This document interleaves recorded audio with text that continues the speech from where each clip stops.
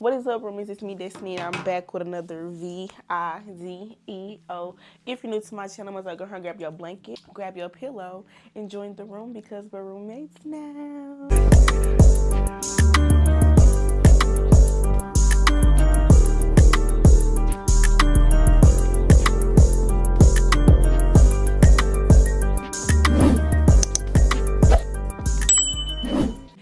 All right, y'all. So I decided to do this video because I feel like I always do back-to-back vlogs. This video is just gonna be a little different, some different. I asked ChatGPT a few questions. I described my YouTube channel and the content that I post to ChatGPT and asked him, I don't know if it's he or she, asked them what questions would they have for me if they watched my type of content. So I'm gonna answer those questions, and then at the end of the video, if I have like a little bit more time or I feel like I didn't answer, that many questions, I'm gonna do like a hot seat type of video. Well, not a hot seat type of questionnaire type of vibe, and I'm gonna just ask just random questions that I got off ChatGPT too. So the first question is, what inspired you to start your YouTube channel originally? What inspired me to start my YouTube channel originally had to be like in being in school. When I was in school, I used to always vlog myself, getting ready for school, stuff like that. I didn't post it, so I will post. Well, actually, I'm tripping. I did post it. So I had a time where I posted a lot of videos when I was younger, but then I deleted all of those videos like a dumbass. And I decided to start a YouTube channel with my cousin. We wasn't as consistent, and we was on two different paths in life. Not really two different paths, but we both just started doing our own thing. So we didn't finish up that YouTube channel. So I decided to delete all those videos and start my YouTube channel back again with just me. So, audience-wise, I kind of feel like I've been all over the place and not figuring out who I want my audience to be on YouTube since I did all that, if that makes sense. I just haven't been really structured enough to just focus on my own YouTube and just me and what I want out of being a content creator. So yeah, that's what kind of inspired me. School, kind of like De'Ara and King. I loved watching them, Queen and Chris, Trainer Mine, people like them. I was like, oh, I can do that. I love this type of stuff. When I was younger, I was really attached to YouTube because I feel like, oh, this is me. Oh girl, I'm the extra. I was just so extra. And I feel like doing YouTube, you have to have personality. I feel like I fit. How do you come up with the ideas for YouTube? I don't really come up with ideas. I don't mind me either. I have a little cold. It's like I'm always getting a cold, but right now it is snowing outside. So the weather has been changing. So I don't really have a set anything. I'm not a person that can sit down and say I'm gonna do this, I'm gonna do that, I'm gonna do I just feel like that's just so, I'm not gonna say it's fake. It works for some people, but for me, it doesn't work like that. I'm always doing different stuff, and if I don't do what I plan to do, I'm gonna feel like I'm lying to y'all. What part of the creative process do you enjoy the most? I personally enjoy creating the content. That's the number one thing. I feel like whenever I'm doing my content and I'm in the moment, I enjoy doing it. I'm with my friends, we hanging out, we doing this, we doing that. I'm by myself, I'm doing whatever I want to do that day. I'm having fun, I'm enjoying what I'm doing, so therefore my content to me becomes more of realistic, because I don't do things that I don't really care for, I'm not interested in. So I feel like I enjoy making the content. And then the second thing would be editing. I like editing. I know that's kind of crazy because people hate editing videos, but I personally like editing because I like to see the end result. It just always amazes me. How's your content changed from what you first imagined? How has your content changed from what you first imagined? How so?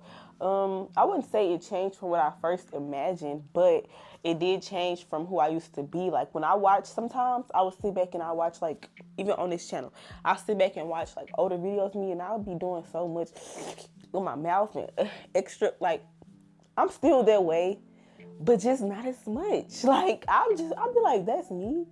That's so cringy. But I feel like I've always been semi-intelligent to the point where I can watch my old videos and be like, oh, you kind of smart, girl. You said some stuff that made sense. So that I feel like has changed, just me being a little extra or going overboard. And which I don't feel like nothing is wrong with being extra. I just feel like it just cringes me a little bit whenever I watch old videos. Like, I feel like that's anybody though, right? Because I was younger, so I was kind of immature. So I'm doing things and I'm saying things that doesn't fit who I am today. So that's what's changed. And also, I feel like something else that changed is that I used to just have fun with it, which I still do, but I feel like now I'm thinking about what people are thinking of my videos, and I shouldn't be doing that because that's what comes with content. Like, you should want people's opinions, but you shouldn't feel like you have to put yourself in a box because they might not like it, or they might feel a certain way towards it, or they might think you're talking too much, or they might. Like, it's just always they. Whenever I first was doing it, it was just fun. I just did it. And I want to get back to that. I feel like I still do have fun again, but it's just, if you get it, and then if you know, you know. If you get what I'm saying, then you get what I'm saying. Personal perspective, but still comfortable. What's something you've learned about yourself since starting YouTube? I feel like I just answered that. What's one misconception people often have about you? I think people think that I'm mean, but I'm not. I'm actually real nice.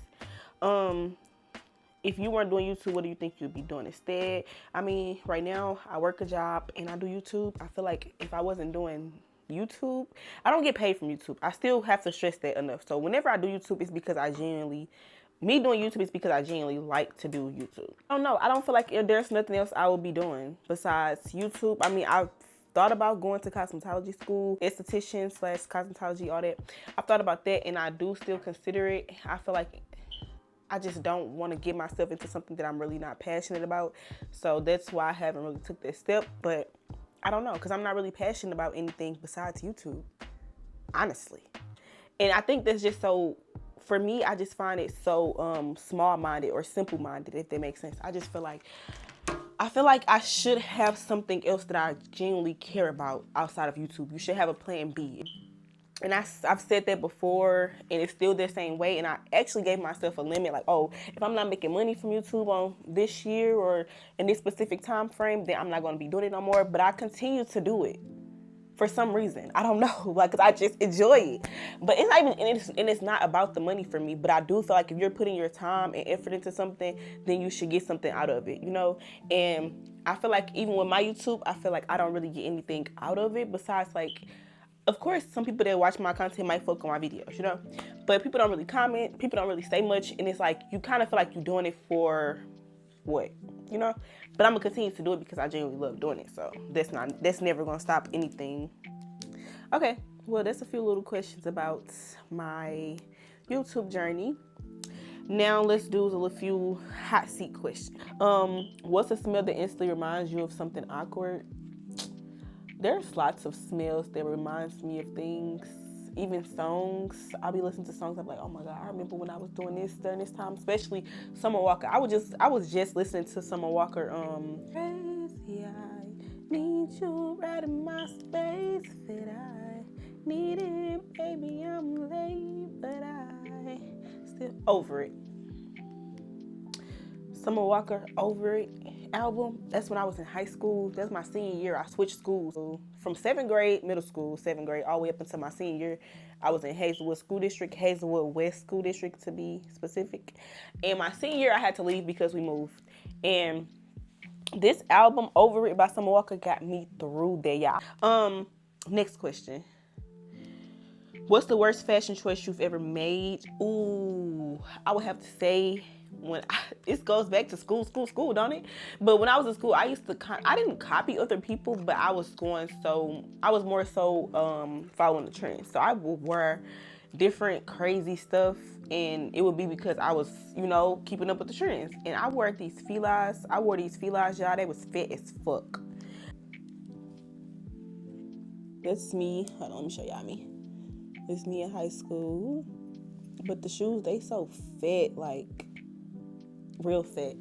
This one pair, I'm trying to go to another one. Oh, this picture was so ass, y'all. I used to wear just Fila stuff.